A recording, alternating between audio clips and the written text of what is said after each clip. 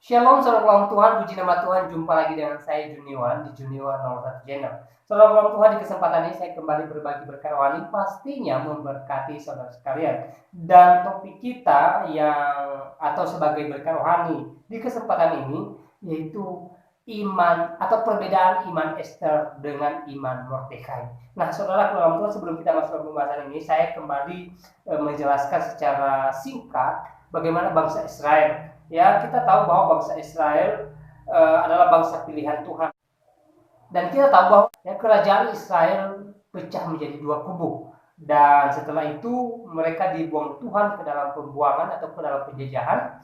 Dan kita tahu bahwa Israel Utara tidak pulih, sementara Israel Selatan ya dipulihkan Tuhan, tetapi dalam jangka waktu sekitar 70 tahun. Kalau kita melihat di dalam Yeremia pasal 29 ayat 10 dan ayat 11 di sana. Nah, saudara dalam Tuhan, ya, setelah genap 70 tahun, ya, Tuhan memulihkan bangsa Israel. Tuhan mengembalikan mereka ke tanah perjanjian yang telah Tuhan berikan kepada nenek moyang mereka, dan akhirnya mereka kembali. Namun saudara dalam Tuhan, ya, tidak semua orang Israel kembali ke tanah perjanjian. Ya, ada sebagian mereka yang bersikeras tinggal di tanah pembuangan, yaitu di Media Persia. Nah, saudara dalam Tuhan, orang-orang yang tinggal di dalam atau di tanah penjajahan ini, di negeri orang ini, ya, inilah yang diceritakan di dalam kitab Esther.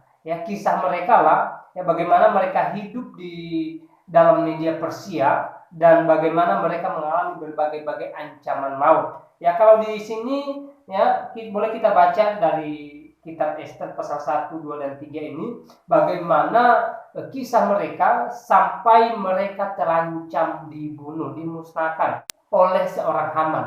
Nah, saudara dalam Tuhan, ya, sangat genting dan sangat ngeri keadaan mereka, di mana mereka tinggal menunggu waktu, ya, mereka akan dimusnahkan, mereka akan dibunuh. Nah, saudara pulang Tuhan, saya tidak bisa bayangkan keadaan mereka seperti apa, bagaimana ketakutan mereka, bagaimana kegelisahan mereka menunggu harinya raja di mana mereka akan dimusnahkan. Nah, saudara dalam Tuhan, hal yang perlu kita perhatikan di sini adalah seorang tokoh yang mana menjadi tokoh yang akhirnya membebaskan mereka, ya, dipakai Tuhan membebaskan bangsa Israel dari ancaman pemusnahan atau pembunuhan. Saudara dalam Tuhan, siapakah dia?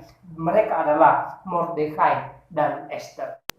Kita tahu bahwa jabatan Esther ini sebagai ratu yang menggantikan Wasti. Nah, saudara dalam Tuhan, tentunya sebagai ratu dia punya posisi yang sangat mantap, yang sangat baik untuk membebaskan bangsa Israel. Tetapi saudara dalam Tuhan, Esther tidak semena-mena melakukan hal itu. Ya, saudara dalam Tuhan, kalau kita melihat di pasal 4 kitab Esther ini, ya, kita melihat bagaimana ya Esther ini yang menyuruh bangsa Israel ya berpuasa 3 hari 3 malam, dan Esther juga beserta pembantunya atau dayang-dayangnya, kalau di sini ditulis ya mereka juga ikut berpuasa. Namun saudara dalam Tuhan, sebelum Esther menyampaikan supaya bangsa Israel berpuasa, ya perlu kita ketahui bahwa dorongan utama Esther menyampaikan hal itu adalah ada seorang sosok yang kita kenal dan yang ditulis dalam Alkitab, yaitu Mordekai. Nah, saudara dalam Tuhan, kedua tokoh ini akan menjadi pembahasan kita di kesempatan kali ini. Saudara dalam Tuhan, firman Tuhan dalam kitab Esther pasal 4, ya, mulai dari ayatnya yang ke-13 saya bacakan bagi kita. Esther pasal 4 ayat 13. Maka Mordekai menyuruh menyampaikan jawab ini kepada Esther. Jangan kira karena engkau di dalam istana raja, hanya engkau yang akan terluput dari antara semua orang Yahudi. Sebab sekalipun engkau pada saat ini berdiam diri saja, bagi orang Yahudi akan timbul juga pertolongan dan kelepasan dari pihak lain, dan engkau dengan kaum keluargamu akan binasa. Siapa tahu mungkin justru untuk saat yang seperti ini engkau beroleh kedudukan sebagai ratu. Ayat 15. Maka Esther menyuruh menyampaikan jawab ini kepada Mordekai. Pergilah, kumpulkanlah semua orang Yahudi yang terdapat di Susan dan berpuasalah untuk aku. Janganlah makan dan janganlah minum 3 hari lamanya, baik waktu malam, baik waktu siang. Aku serta dayang-dayangku pun akan berpuasa demikian. Dan kemudian aku akan masuk menghadap raja. Sungguh pun berlawanan dengan undang-undang. Kalau terpaksa aku mati, biarlah aku mati. Maka pergilah Mordekai dan diperbuatnya tepat seperti yang dipesankan Esther kepadanya. Nah, saudara dalam Tuhan, ini satu hal yang luar biasa yang boleh kita simak, di mana Esther menyuruh bangsa Israel berpuasa di tengah-tengah ketakutan, di tengah-tengah kecemasan. Esther mengambil satu sikap yang tepat, di mana dia menyuruh bangsa Israel berpuasa. Berpuasa untuk apa? Untuk meminta pertolongan Tuhan, karena Esther sadar bahwa tidak ada yang bisa menolong mereka selain daripada Tuhan. Tidak ada manusia manapun, apapun jabatannya, bisa menolong mereka dari ancaman maut selain daripada Tuhan. Jadi apa yang dilakukan oleh Esther ini tepat sekali. Dia menyuruh bangsa Israel dan dia juga berserta dayangnya berpuasa 3 hari 3 malam lamanya. Nah, saudara dalam Tuhan, ini sangat luar biasa. Tetapi kalau kita membandingkan dengan pesan daripada Mordekai ini, antara Esther dengan Mordekai ini, saya katakan jauh sekali bedanya. Apa bedanya, saudara dalam Tuhan? Kita melihat apa yang dikatakan oleh Mordekai. Ayat 13, maka Mordekai menyuruh menyampaikan jawab ini kepada Esther.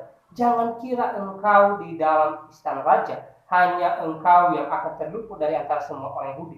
Sebab sekalipun engkau pada saat ini berdiam diri saja, bagi orang Yahudi akan timbul juga pertolongan dan kelepasan dari pihak lain, dan engkau dengan kaum keluargamu akan binasa. Saudara dalam Tuhan, ini sangat luar biasa.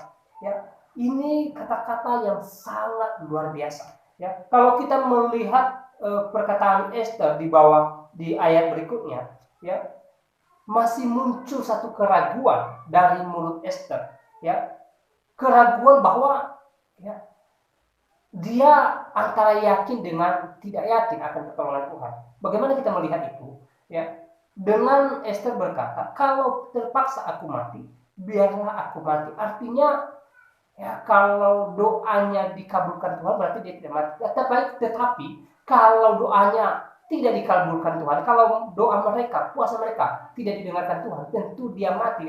Kalau dia mati, tentu bangsa Israel pun ikut mati. Artinya ada satu kebimbangan, ada satu kebimbangan, atau ada satu keraguan-raguan, ada satu ketidakpastian muncul dari perkataan seorang Esther. Namun saudara dalam Tuhan, luar biasanya seorang seorang Mordekai tidak demikian, saudara Tuhan. Justru dia berkata, sebab sekalipun engkau pada saat ini berdiam diri saja, bagi orang Yahudi akan timbul juga pertolongan, saudara Tuhan. Ada satu keyakinan yang kokoh, ada satu keyakinan iman yang kuat, di mana dia percaya bahwa akan ada pertolongan bagi bangsa Israel. Kalaupun Esther berdiam diri, tidak bertindak atas apa yang sedang mereka alami, Mordekai berkata akan muncul pertolongan bagi bangsa Israel. Pasti ada yang menolong, pasti ada pembebas bagi bangsa Israel. Program Tuhan ini sangat luar biasa, di mana iman Mordekai, yang mana dia hanya seorang masyarakat biasa, dikatakan dia hanya seorang masyarakat biasa dibanding dengan Esther adalah seorang ratu. Justru imannya lebih kuat, lebih tegar dibanding Esther. Saudara dalam Tuhan, ini sangat luar biasa dalam Tuhan. Jadi firman Tuhan mengajarkan kita supaya apa? Supaya dalam hal supaya dalam keadaan apapun, dalam keadaan susah apapun, dalam keadaan genting, dalam keadaan terjepit, dalam keadaan suka duka yang diharapkan dengan kita, Tuhan mau supaya saya dan saudara memiliki iman yang kokoh, memiliki kepercayaan bahwa Tuhan akan menolong kita ketika kita berharap kepadanya. Saudara dalam Tuhan, firman Tuhan mengajarkan kita supaya tidak ada kebimbangan di dalam diri kita atas pertolongan Tuhan. Layaknya iman seorang Mordekai ini. Saudara dalam Tuhan, firman Tuhan mencatat bahwa tidak ada kebimbangan dan apa yang dikatakan oleh Mordekai. Ya, walaupun dalam keadaan susah hati, ya, walaupun dalam keadaan terjepit, Mordekai tetap percaya bahwa Tuhan menolong mereka. Ada pertolongan yang dahsyat yang akan membebaskan bangsa Israel dari ancaman maut. Saudara dalam Tuhan, sekali lagi ini sangat luar biasa. Ya, iman yang sangat kokoh, saudara dalam Tuhan. Dan dari iman inilah, ya, Tuhan mendengarkan doa mereka. Tuhan mendengarkan puasa mereka. Tuhan mendengarkan keluh kesah mereka. Dan akhirnya apa? Ya, Tuhan sendiri membebaskan mereka dari ancaman maut. Sehingga kalau kita melihat pasal dan ayat selanjutnya kitab Ester ini, ya, justru yang merencanakan kejahatan bagi bangsa Israel lah yang akhirnya dimusnahkan, yaitu seorang Haman dan keluarganya. Saudara dalam Tuhan, Tuhan bisa membalikkan keadaan. Ya, Tuhan bisa membebaskan kita dari segala masalah kita. Asal apa? Asal kita memiliki iman yang kokoh dan percaya bahwa pertolongan Tuhan indah dan tepat pada waktunya. Nah, saudara dalam Tuhan, saya tidak panjang lebar menyampaikan pesan berkat rohani ini, dan mari sekali lagi, mari kita memiliki iman yang kokoh yang layaknya iman seorang Mordekai ini. Saudara dalam Tuhan, jangan kita memiliki keraguan-keraguan, jangan kita memiliki kebimbangan dalam hidup kita, tetapi kita harus optimis bahwa Tuhan menolong setiap kita yang senantiasa berharap kepadanya.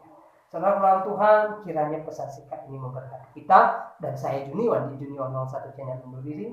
Sampai jumpa di video berikutnya. Tuhan Yesus memberkati.